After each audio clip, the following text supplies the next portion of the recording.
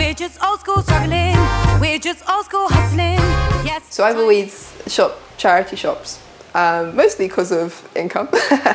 But you know, I think you have to be creative if you're shopping in charity shops to like be able to turn an outfit into something. And I just love, I love looking at what people are wearing and people, you know, expressing themselves through their clothes, and you know what it says about you. And I love, you know, dressing up in certain outfits. You know, like one day I'll dress up like some kind of grunge rocker. The next day I'll wear like a really cute 50s dress and be really prim. And it really like just changes your mood. Is this what you'll be wearing tonight? It is. It is? It is indeed, because I can't be asked to change later. Hello, sir. Hey, how you doing? What's your name? My name is Jalen Ngonda. And what do you do? I'm a guitarist, I'm a singer, and you know, I do my thing. You know. Excellent. How long have you been playing with Jelly for? About a week. About a week? Yeah. Okay. Yeah. How did you get in touch with? How did she get in touch with Well, you? we shared a stage a couple years ago. I was doing my thing and she was doing hers, and we ran into each other a couple times at jam sessions around the city, mostly in South and East. Okay. And then she just hit me up on the gram and saying would I be up for playing this show for Black History Month, and I was like, yeah, I'm down. So that's how it all came about. So this is dedicated to Chris Cabot. This song is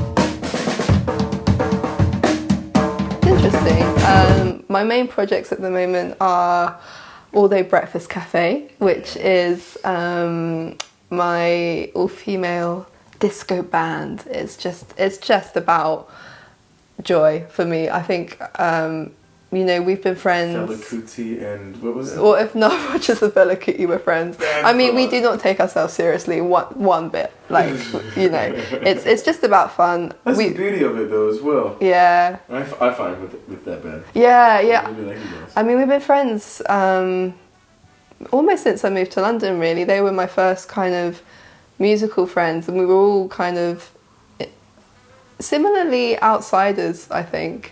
We were all like maybe in our 20s, maybe hadn't gone to music college, maybe hadn't had the normal routes into music, had to have a day job, didn't have any other support, didn't have roots in London, most of us, which actually puts us apart from most people in the jazz scene, I think, because if you got to pay rent, you got to make a couple of choices about how you're going to live, and music is very hard to put in there. Yeah, but we were all, you know, quite, in some ways new to jazz, or had certain experiences but hadn't kind of grown up in the culture for sure.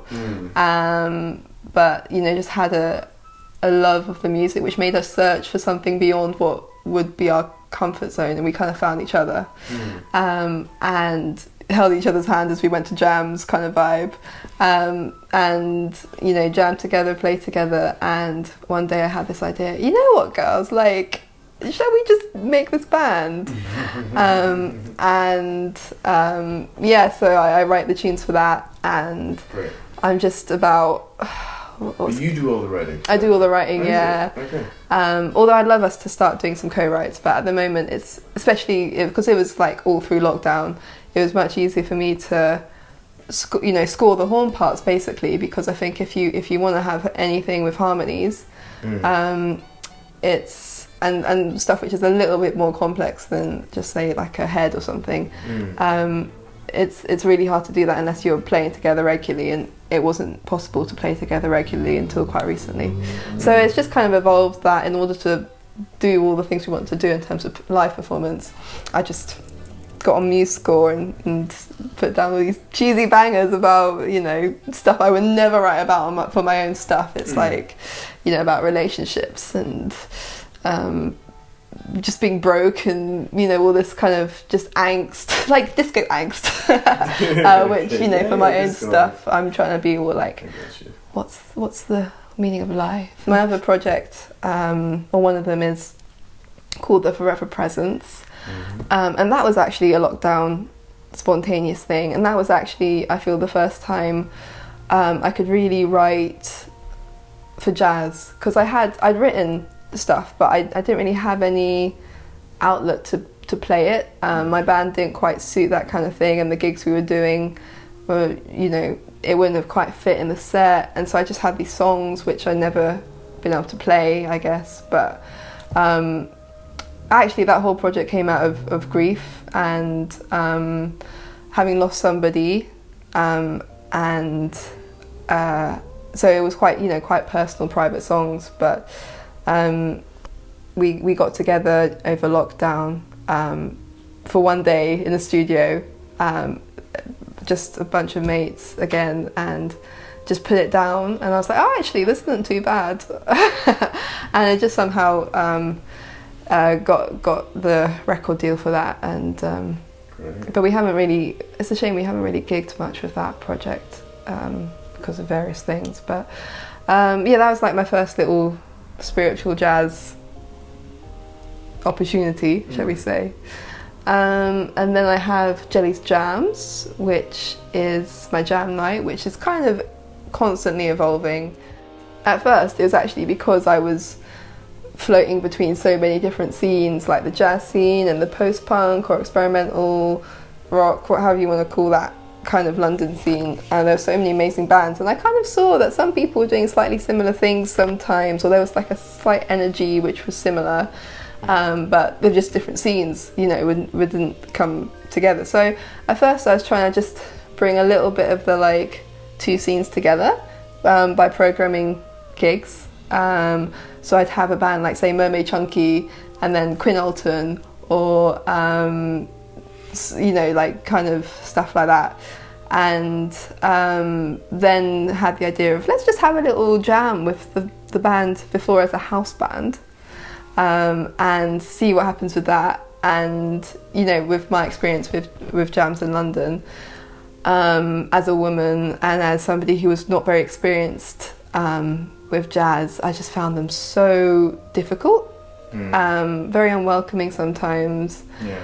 And I just wanted to make that kind of much more open space, especially for people who were beginners, or people who wanted to try out something, or people who weren't, you know, maybe play the cello or an instrument which isn't typical in jazz, just to have a bit more of a freedom with that.